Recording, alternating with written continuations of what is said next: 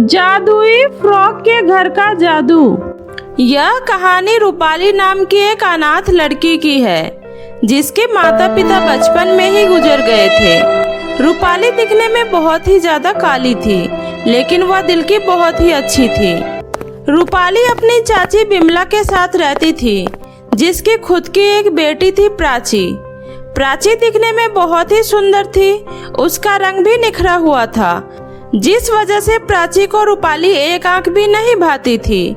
वह हमेशा अपनी माँ विमला से उसकी शिकायत लगाकर उसे डांट सुनवाया करती थी। माँ, कहाँ हो तुम? ये देखो ना रूपाली की बच्ची को, इसने आज फिर से मुझसे बिना पूछे मेरे कपड़े पहन लिए। यह कपड़े पहनकर मुझे आज कॉलेज जाना था, इसने मेरे कपड़े क्यों पहने? क्यों रे रूपाली, तुझे मेरी बेटी के ही कपड़े मिलते हैं क्या? तू अपने कपड़े नहीं पहन सकती? चाची जी, मैंने आपसे कहा तो था, मेरे पास एक भी जोड़ी कपड़े नहीं हैं। जो भी थे वो अब हर जगह से फट चुके हैं। उन कपड़ों में मेरा कॉलेज में सारे बच्चे खूब मजाक बनाते हैं, इसलिए मैंने आज कॉलेज जाने के लिए प्राची के कपड़े पहन लिए। प्राची के पास वैसे भी इतने सारे कपड़े हैं। मैंने तेरे इन सब चीजों का ठेका नहीं ले रखा है, समझी? तुम्हें इस घर में खाने को मिल रहा है, उसे ही अपनी गनीमत समझ। और आज के बाद से खबरदार जो मेरी बेटी के कपड़े को हाथ भी लगाया, समझी? ठीक है चाची जी। इधर रूपाली को माँ से डांट सुनाकर प्राची मन ही मन बहुत खुश होती है। वैसे भी ये काली कलूटी मेरे कपड़े पहनकर कोई जोकर से कम नहीं लग रही है। आज तो इसका पहले दिन से भी ज्यादा मजाक बनेगा, जिससे मुझे और भी ज्यादा खुशी मिलेगी। इतना बोलकर प्राची कॉलेज के लिए निकल जाती है। इधर बिमला भी घर के कामों में लग जाती है और रूपाली भी रोते हुए कॉलेज के लिए निकलती है। शाम को रूपाली के साथ उसका दोस्त यश भी उसके घर आता है। अंदर आओ यश, बैठो, मैं तुम्हें अभी साइंस की नोटबुक देती हूँ। रूपाली, मुझे मैथ के सेकंड चैप्टर का क्वेश्चन समझ में नहीं आ रहा, तुझे समझ आ रहा है क्या? अरे बुद्धू, वो तो बहुत ही इजी है, ये देखो, आया समझ? अरे वाह रूपाली, तू तो बहुत इंटेलिजेंट है। अच्छा, मैं अब चलता हूँ, बाय, कल कॉलेज में मिलते हैं। बाय यश। इधर यश को रूपाली से बात करता देख प्राची को बहुत गुस्सा आता है, क्योंकि प्राची को यश बहुत ही अच्छा लगता है और वो मन ही मन उसे प्यार करने लगती है। यश के जाते ही प्राची रूपाली के कमरे में आती है और बोलती है, अरे रूपाली, ये लड़का कौन था जो तुम्हारे साथ आया था? कितना हैंडसम और स्मार्ट लग रहा था। तुम्हारा दोस्त है क्या? हाँ प्राची, ये मेरा दोस्त है, इसका नाम यश है। हम दोनों एक ही क्लास में पढ़ते हैं। अच्छा, तो ये बात है। ठीक है रूपाली, 2 दिन बाद मेरा बर्थडे आने वाला है, तो तुम मेरे बर्थडे में अपने दोस्त को भी बुला लेना। आखिर तुम्हारा दोस्त मेरा भी तो दोस्त हुआ, है ना? यह सुनकर रूपाली बहुत ही खुश हो जाती है और वह यश को भी प्राची के बर्थडे पार्टी में बुला लेती है। यश जब पार्टी में आता है, तब प्राची अपने बदतमीज दोस्तों के साथ मिलकर रूपाली का खूब मजाक उड़ाती है और यश से बोलती है, यश, तुम तो बहुत ही स्मार्ट और हैंडसम हो। तुम क्या इस काली घटा के पीछे पड़े हो? इससे तो लाख गुना ज्यादा सुंदर मैं हूँ। तुम चाहो तो मैं तुम्हारी दोस्त बनने को तैयार हूँ। इस काली कलूटी बैगन लूटी को छोड़ो और हमारे साथ पार्टी एंजॉय करो।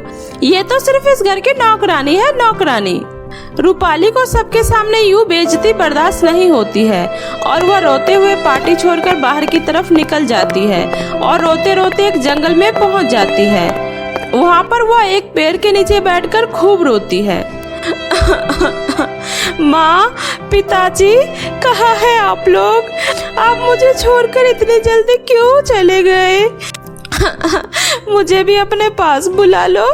यहाँ किसी को भी मेरी कदर नहीं है। जिसे देखो सब मेरा मजाक बनाते रहते हैं, कभी मेरे काले रंग का तो कभी मेरे कपड़ों का।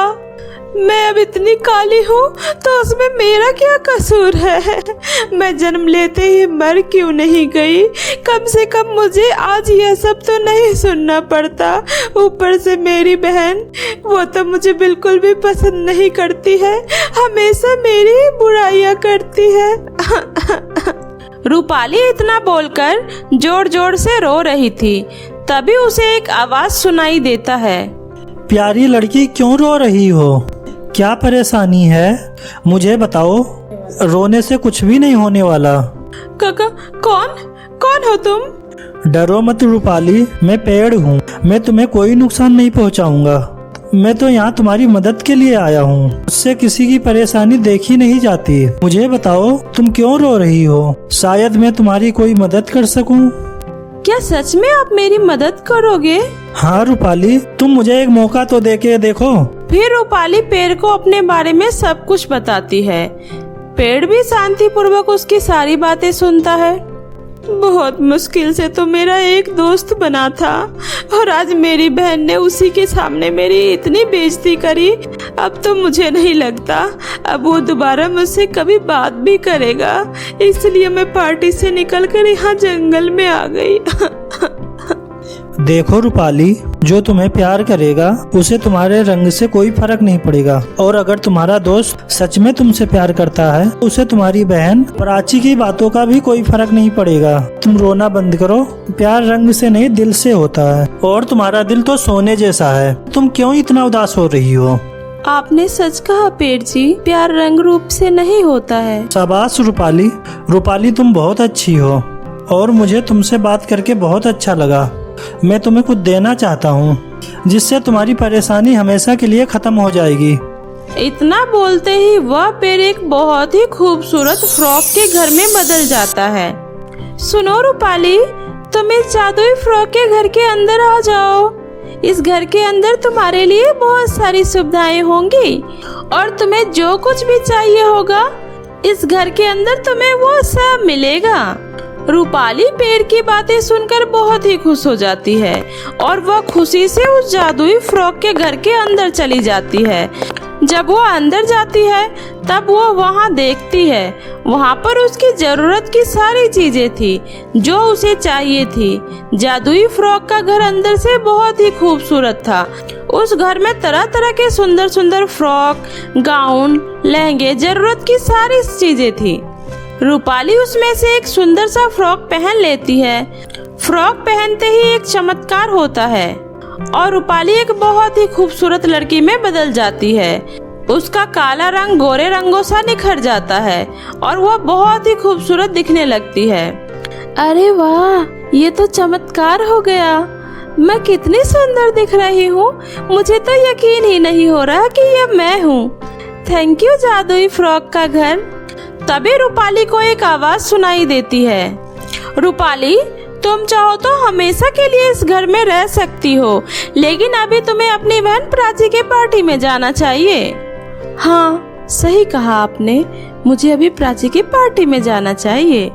इतना बोलकर रूपाली पार्टी में वापस चली जाती है। पार्टी में सभी लोग रूपाली को देखते ही रह जाते हैं और यश की तो आंखें फटी की फटी रह जाती है।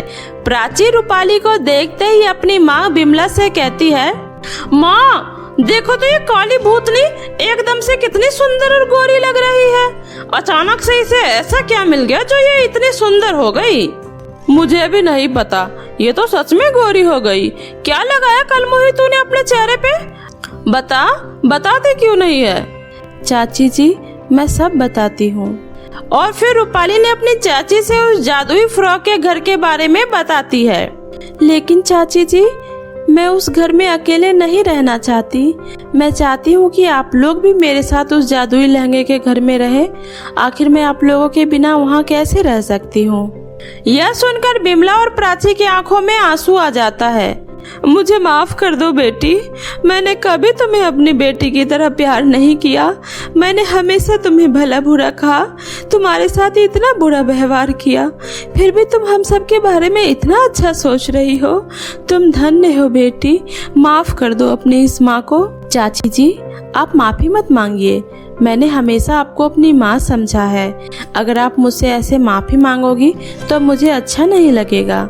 रूपाली बेटा, आज से मैं ही तुम्हारी माँ हूँ और आज से मेरी एक नहीं बल्कि दो बेटियाँ हैं। इतना बोलकर बिमला रूपाली को गले से लगा लेती है और फिर सभी एक साथ मिलकर हंसी खुशी उस जादुई फ्रॉक के घर में रहने लगते हैं। तो मेरे प्यारे दोस्तों, कैसी लगी आपको मेरी ये कहानी? मुझे कमेंट करके जरूर बताएं।